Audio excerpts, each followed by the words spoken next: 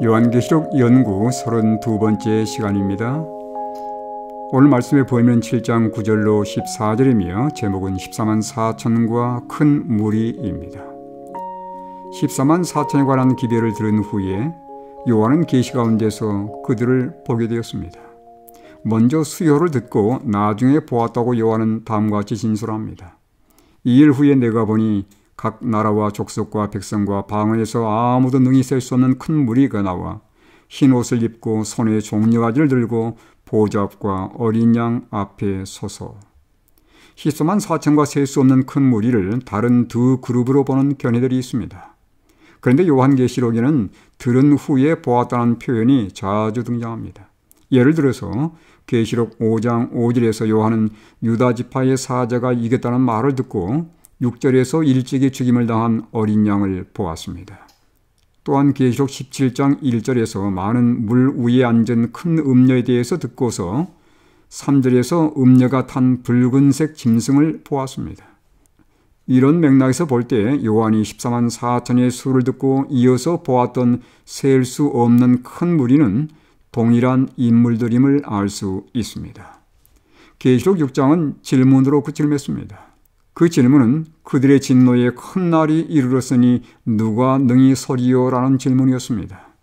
그 질문은 예수님이 영광 중에 재림하실 때 누가 그 영광의 자리에 살아남아 설 수 있겠느냐는 것이었습니다. 그 해답을 계시록 7장에서 찾을 수 있는데 7장 9절에서 요한은 보좌 앞과 어린 양 앞에 서 있는 자들에 대해서 언급하고 있습니다. 그들이 바로 요한이 보았던 각 나라와 족속과 백성과 방언에서 아무도 능히 셀 수 없는 큰 무리이며 이들이 그 이전 숫자로만 들었던 14만 4천입니다. 따라서 14만 4천 즉 셀 수 없는 큰 무리들이 예수님의 재림 때에 보좌 앞과 어린 양 앞에 능히 살아남아 설 수 있는 자들입니다. 어떤 이들의 견해처럼 큰 무리는 아담 이후 마지막 때까지 구원받은 전체 백성들이 아닙니다. 큰 무리들은 흰 옷을 입고 손에 종려가지를 들고 보좌 앞과 어린 양 앞에 서서 구원하심이 보좌에 앉으신 우리 하나님과 어린 양에게 있도다라고 찬양합니다. 그들이 입고 있는 흰 옷은 의의 옷, 즉 흠 없는 품성을 말하며 손에 든 종려가지는 승리를 상징합니다. 그들은 죄에서 승리한 자들이며 믿음으로 그리스도의 흠 없는 품성을 소유한 자들입니다. 그들은 구원이 전적으로 하나님께로부터 왔음을 천명하고 있습니다. 장로 중 하나가 요한에게 묻습니다. 이 흰 옷 입은 자들이 누구며 또 어디서 왔느냐?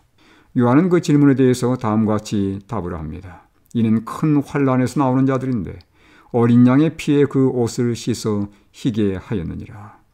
그들이 경험한 큰 환난은 무엇일까요?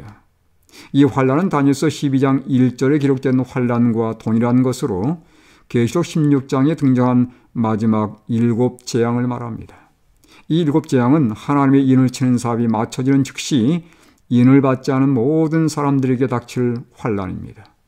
즉 은혜의 시기가 맞춰지는 때로부터 예수님이 재림하시는 때까지 있을 재앙들이 바로 환난입니다. 그 재앙들은 하나님의 인을 맞은 자들에게 아무런 해를 입히지 않을 것입니다. 그들이 환난을 통과할 수 있었던 것은 자신들이 극도로 참고 인내했기 때문이 아닙니다. 인 맞은 자들을 위한 하나님의 보호하심 덕분입니다. 큰 무리, 즉 14만 4천의 인 맞은 자들이 흠 없는 백성이 될 수 있었던 비결은 무엇일까요? 바로 어린 양의 피 덕분이었습니다. 그 피가 큰 무리들의 죄로 얼룩진 옷을 깨끗이 씻어 희게 할 수 있었습니다. 다시 말하면 큰 무리들의 흠 없는 품성은 십자가의 보혈 공로 때문이었습니다.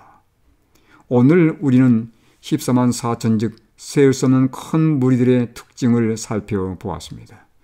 첫째, 그들은 은혜 시기 후에 7 재앙의 환난을 통과할 자들이며 둘째, 그들은 어린 양의 보혈로 씻어서 흠 없는 품성을 소유할 자들입니다. 우리는 임박한 재림을 기다리며 사는 말세의 백성들입니다. 우리에게 가장 시급한 것은 어린 양의 보혈로 날마다 씻어서 흠 없는 품성을 소유하는 것입니다.